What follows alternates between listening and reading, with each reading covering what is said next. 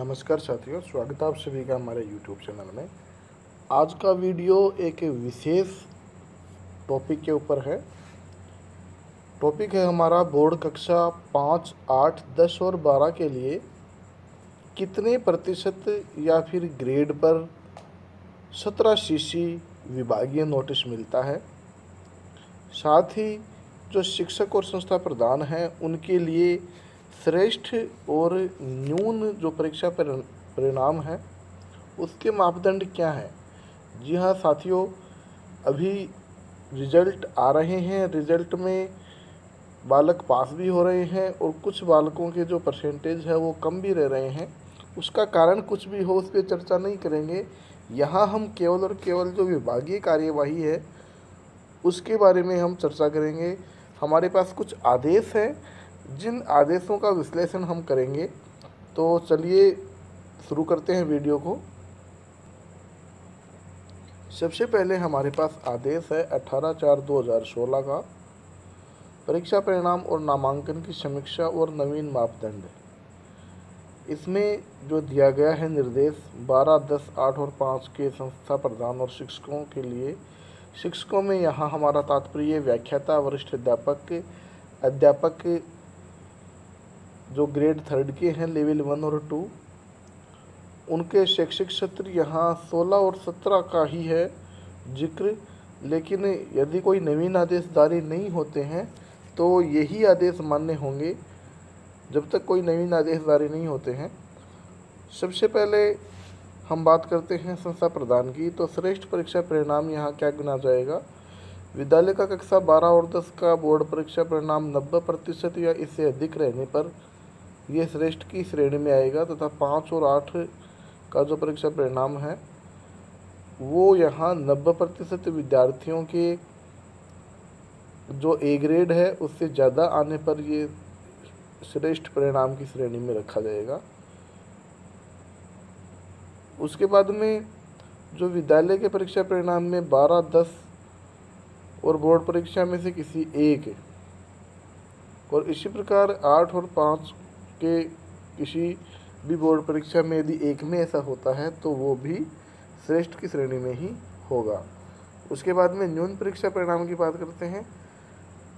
जो 12वीं बोर्ड है उसमें 60% और उससे न्यून तथा 10वीं बोर्ड में 50% और उससे कम, 8 और 5 में 50% और उससे अधिक विद्यार्थियों के डी ग्रेड यदि आती है तो यहाँ से 17 का नोटिस दिया जाएगा। नोट करके एक बात लिखी गई है कि परीक्षा परिणाम किसी एक परीक्षा 12 और 10 में से एक और 8 और 5 में से एक में यदि न्यून रहता है तो वो भी न्यून की श्रेणी में ही गिना जाएगा। उसके बाद में नामांकन। तो विभाग के माध्यमिक और उच्च माध्यमिक विद्यालयों में कक्षा 1 से 5 के लिए 150, 6 से 8 के लिए 105, 9 से 10 में 100 और 11 से 12 में 100, ये उच्च माध्यमिक विद्यालयों के लिए। तो ये नामांकन का लक्ष्य है। ज़्यादा जानकारी आप rajshiksha.gov.in पर उपलब्ध है, वहाँ से ले सकते हैं।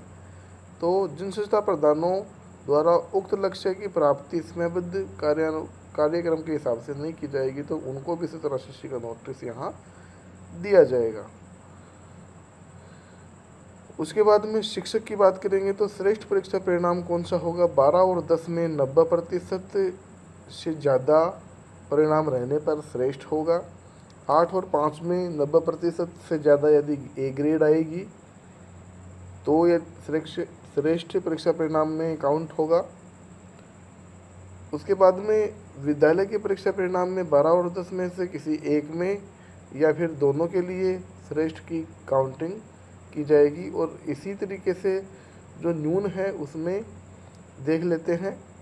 शिक्षक के लिए कक्षा 12 में जो विषय है उसमें 70% या उससे कम, 10 में अध्यापन करवाए गए विषय का बोर्ड में 60% से कम रहने पर, और उसके बाद में 8 और 5 में लेवल 1 और 2 के जो शिक्षक हैं 40% विद्यार्थियों को यदि डी ग्रेड से ज़्यादा 40% से ज़्यादा यदि डी ग्रेड आएगी तो उनको 17 नोटिस मिलेगा। नोट करके एक बात लिखी गई है, यदि शिक्षक का परीक्षा परिणाम किसी एक परीक्षा जैसे 12 और 10 में से एक या फिर 8 और 5 में से एक में न्यून रहता है तो वहाँ पर भी न्यून की काउंटिंग में ही वो आएंगे और 17 शिष्य का नोटिस उनको दिया जाएगा। नामांकन की बात कर लेते हैं। 15, 16 और 17, 18 में जो लक्ष्य की यहाँ बात हो रही है, इसमें भी 17 शिष्य नोटिस की बात है। जो लक्ष्य संस्था प्रधान है उनके नामांकन लक्ष्य यदि नहीं प्राप्त किए गए तो उनको यहाँ जो नोटिस है वो दिया जाएगा। उसके बाद में जो रूपरेखा है क्रियान्वयन की, इसमें देख लेते हैं। तो उपयुक्त जो मापदंड दिए गए हैं, मापदंड के हिसाब से संस्था प्रधान और शिक्षक को परीक्षा परिणाम एवं नामांकन हेतु प्रमाण पत्र या कार्रवाई हेतु नोटिस दिए जाने से पूर्व निम्न जो तथ्य है उनके ऊपर विचार किया जाएगा। तथ्य कौन कौन से हैं वो देख लेते हैं। संस्था प्रधान या शिक्षक का सत्र के दौरान जुलाई से फरवरी जो सत्र होता है अपना, संस्था में न्यूनतम जो ठहराव है 5 माह है हो। शैक्षिक व्यवस्था से यदि अतिरिक्त कक्षा का संचालन हेतु नियुक्त अध्यापक की उक्त अवधि भी शिक्षण अवधि में सम्मिलित की जाएगी। यदि कोई शिक्षक लगाया गया है तो वो भी इसी में काउंट होगी। परीक्षा परिणाम की गणना के लिए पूरक परीक्षा परिणाम को सम्मिलित नहीं किया जाएगा। उसके बाद में तीसरा जो पॉइंट है, जिन उच्च माध्यमिक विद्यालयों में एक से अधिक संकाय संचालित हैं उनके परीक्षा परिणाम की गणना करते हुए 2 या 2 से अधिक संकायों का कुल परिणाम सभी संकायों के कुल प्रविष्ट विद्यार्थियों की तुलना में कुल उत्तीर्ण विद्यार्थी का आकलन किया जाकर यहाँ गणना की जाएगी। उसके बाद में एक ही शिक्षक द्वारा एक ही कक्षा और एक ही विषय के शिक्षण से एक से अधिक कक्षा वर्ग में कराया जा रहा है तो परीक्षा परिणाम की गणना करते हुए उस कक्षा के सभी वर्गों का कुल परिणाम, जैसे सभी कक्षा वर्ग के प्रविष्ट कुल विद्यार्थियों की तुलना में कुल जो उत्तीर्ण विद्यार्थी हैं उनकी गणना करेगी और उसके हिसाब से नोटिस उनको मिलेगा। अगला पॉइंट यहाँ है, यदि एक ही विषय के अध्यापन एक से अधिक शिक्षक करवा रहे हैं, विषय खंड के रूप में है, जैसे विज्ञान विषय में जीव विज्ञान और भौतिक रसायन का यहाँ उदाहरण ले सकते हैं, तो परीक्षा परिणाम दोनों के लिए समान रूप से उत्तरदायी होंगे, दोनों की जिम्मेदारी होगी। सानुग्रह उत्तीर्ण विद्यार्थियों के परीक्षा परिणाम को विद्यालय और शिक्षक की परीक्षा परिणाम में उत्तीर्ण विद्यार्थियों को सम्मिलित किया जाएगा, सप्लीमेंट्री है। उसके बाद में बात करते हैं सक्षम अधिकारी की। तो सक्षम जो संस्था प्रधान है और व्याख्याता को श्रेष्ठ परीक्षा परिणाम हेतु प्रमाण पत्र संबंधित मंडल का अधिकारी जो है सक्षम अधिकारी नियुक्त किया जाएगा। संस्था प्रधान और व्याख्याता को न्यून परीक्षा परिणाम हेतु उनके विरुद्ध जो अनुशासनात्मक कार्रवाई करेंगे वो निदेशालय माध्यमिक शिक्षा द्वारा जो डायरेक्टर है वो करेंगे। उसके बाद में वरिष्ठ अध्यापक और शिक्षक के लिए यहाँ है वो जिला शिक्षा अधिकारी है।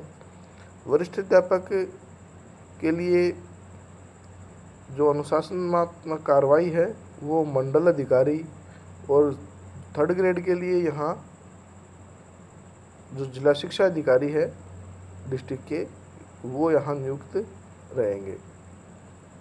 उसके बाद में समय सारणी की बात करते हैं। जो परिपत्र है उल्लेखित कक्षाओं के लिए परीक्षा परिणाम और सामान्यतः नामांकन की प्रक्रिया जुलाई माह के अंत तक यहाँ संपन्न कर ली जाती है। अतः उपरोक्त मापदंड के हिसाब से निम्नानुसार दायित्व संबंधित अधिकारियों का यहाँ होगा। यहाँ देखिए, श्रेष्ठ परीक्षा परिणाम देने वाले संस्था प्रधान, व्याख्याता, वरिष्ठ अध्यापक को प्रमाण पत्र देकर सम्मानित करने के लिए जो समय सारणी है वो कुछ इस तरीके से है। ये संस्था प्रधान द्वारा जिला शिक्षा अधिकारी को सूची में परिणाम प्रति प्रस्तुत करने की जो तारीख है वो 15 नवंबर से पहले यहाँ होगी। तो ये कुछ डेट्स है, ये देख लीजिए।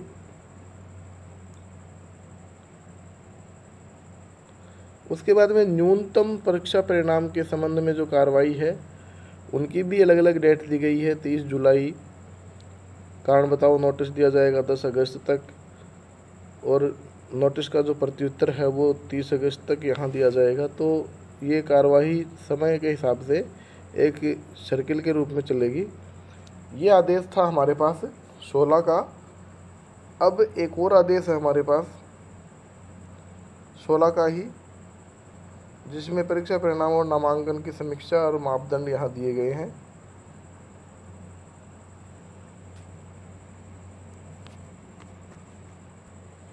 इस आदेश में ही जो कार्रवाई है वो लगभग सेम प्रतीत हो रही है हमें, जैसे श्रेष्ठ परीक्षा परिणाम में 5 और 8 के लिए 90 से ज़्यादा, न्यून में जो 50% ग्रेड है डी उससे ज़्यादा, उसके बाद में CCA 17 शिष्य का नोटिस यहाँ है।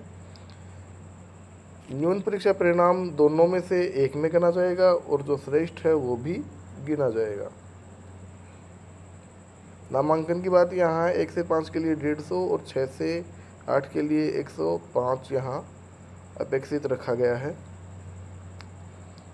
फिर शिक्षक के लिए 8 से 5 में अध्यापन यदि करवा रहे हैं तो इसमें कुछ अलग है। 95% से ज़्यादा ए ग्रेड मिलेगी तो यहाँ श्रेष्ठ की श्रेणी में रखा जाएगा, और न्यून की हम बात करें तो 40% से यदि ज़्यादा डी ग्रेड आएगी तो यहाँ न्यूनतम परीक्षा परिणाम होगा, 17 शिष्य का नोटिस यहाँ मिलेगा। नामांकन की बात करें तो नामांकन का यहाँ जो दिया गया है 17 शिष्य की कार्रवाई, यहाँ जो लक्ष्य प्राप्त नहीं होने के ऊपर रूपरेखा है क्रियान्वयन की, तो यहाँ संस्था प्रधान और शिक्षक का 70 से जुलाई से फरवरी यदि है तो जो ठहराव है वो 5 महीने यदि है तो वो उसकी जिम्मेदारी के अनुरूप लिया जाएगा। वही बातें हैं एज इट इज।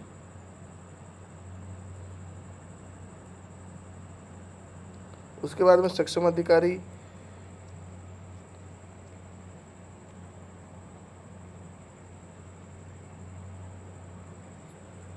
उसके बाद में हम बात करते हैं 24/5 जो 19 को आदेश जारी हुआ है उसकी।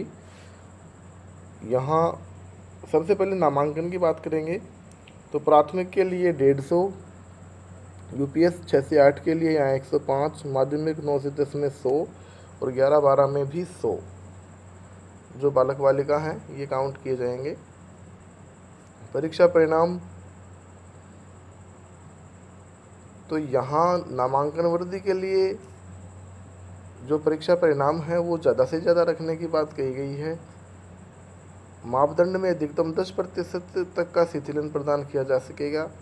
जैसे यदि माध्यमिक विद्यालय के संस्था प्रधान द्वारा समीक्षा जो सत्र है उसमें लक्षित नामांकन 30 सितंबर तक यदि कर लिया जाता है तो तत्संबंधी संस्था प्रदान के लिए परीक्षा परिणाम के जो निर्धारित मापदंड है 50% के स्थान पर 10% तक का शिथिलन देते हुए 40% ही काउंट किया जाएगा और नोटिस उनको नहीं दिया जाएगा। तो ये कुछ इस तरीके से यहाँ दिए गए हैं।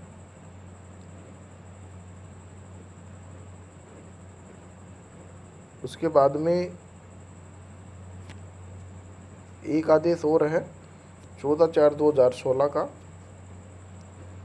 तो इसमें 12, 10, 8 और 5 के लिए ही जो श्रेष्ठ परीक्षा परिणाम है वो यहाँ रखा गया है 90%। 12 और 10 के लिए 90% से ज़्यादा, 8, 5 के लिए 90% से ज़्यादा ए ग्रेड। पहले वाले में 95 था, इसमें 90 है। उसके बाद में न्यून 60% से कम 12 और 10 के लिए, 12 के लिए 60% से कम और 10 के लिए 50%, और 8 और 5 के लिए 50% या उससे ज़्यादा डी ग्रेड आएगी तो 17 शिष्य का नोटिस यहाँ दिया जाएगा।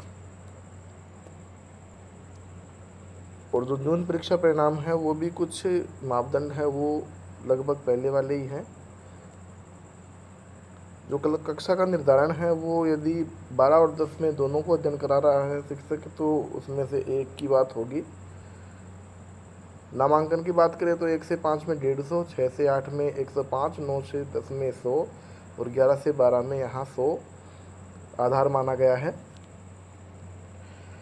अन्य विद्यालयों में नामांकन 1 से 5 के लिए 150 है, 6 से 8 के लिए यहाँ 105 है, 9 से 10 में 80 और 11 से 12 में 60 है। तो यहाँ कुछ डाउन कर दी गई है ग्रेड।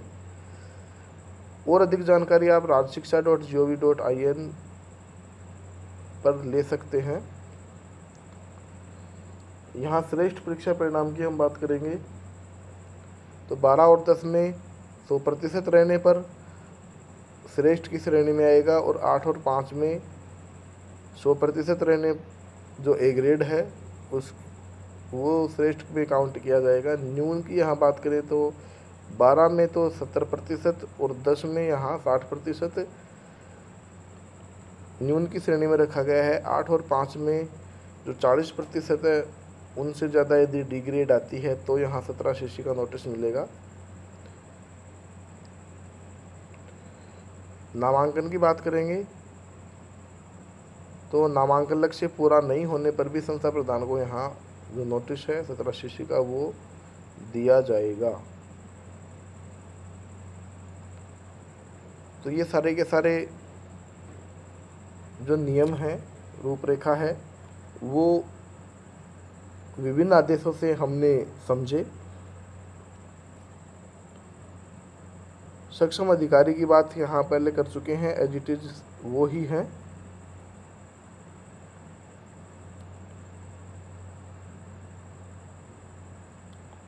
तो साथियों ये सारे के सारे मापदंड लागू होंगे। जब तक कोई नया आदेश नहीं आता है तो हम इसी को ही आधार मान के चलते हैं। यदि नए आदेश से कार्रवाई होती है तो फिर जो विभागीय आदेश है वो ही लागू होंगे। तो ये थी जानकारी कुछ मापदंड की। वीडियो अच्छा लगा हो तो अपने साथियों के साथ शेयर ज़रूर करें जिससे कि उनको भी ये जानकारी मिले। वीडियो को लाइक करना न भूलें, साथ ही बेल आइकन को ज़रूर प्रेस कर दें जिससे कि आगे आने वाले वीडियोज़ है वो आपको मिल सके। मिलते हैं आपसे नेक्स्ट वीडियो में।